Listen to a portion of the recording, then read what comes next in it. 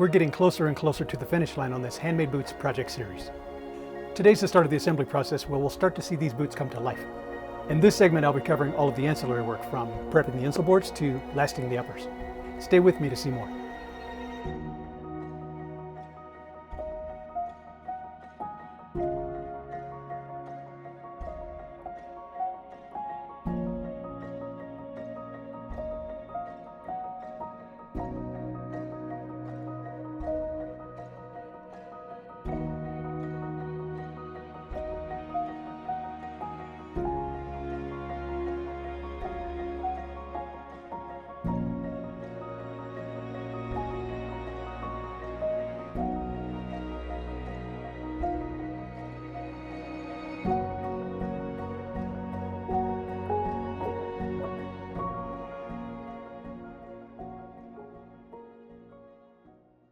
Hi, welcome back to Shoemanifesto. We're inching closer and closer to finishing this project. I thought that it would only take one more video to complete the series, but the cutting and the sewing turned out to be pretty monumental tasks on their own. So I divided the remaining work into two parts.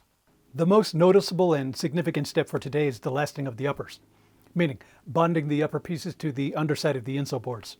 But thinking back on the tech flat, remember that only some of the pieces will be lasted. Some parts of these uppers are floating and are attached using the leather cording. This look won't really come together until final assembly. Other steps I'll be working on today include heat forming the stiffeners at the toe box, called the toe puff. I'll be wrapping the heels, and I'll also prep and mount the insole board onto the lasts. Mounting the insole boards is a significant step because I can then begin to assemble the upper pieces onto those. Today's work will culminate with building up the bottom side of these boots with cork on the underside of the insole boards. And with all of that done, we'll be ready for the final step of cementing the leather outsoles, and then onto model fit test and final presentation.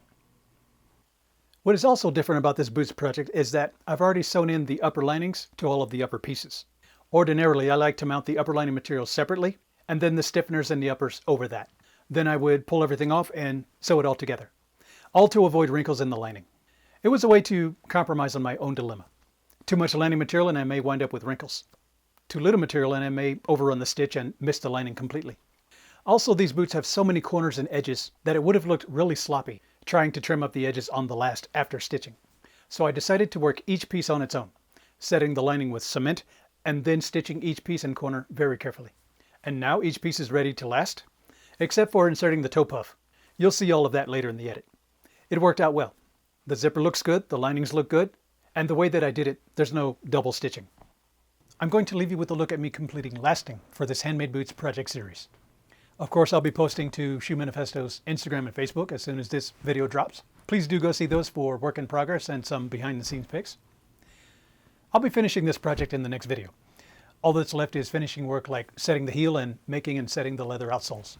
And then of course, fit test and final presentation. So the call to action for this week is to spend time every day focusing on problem solving.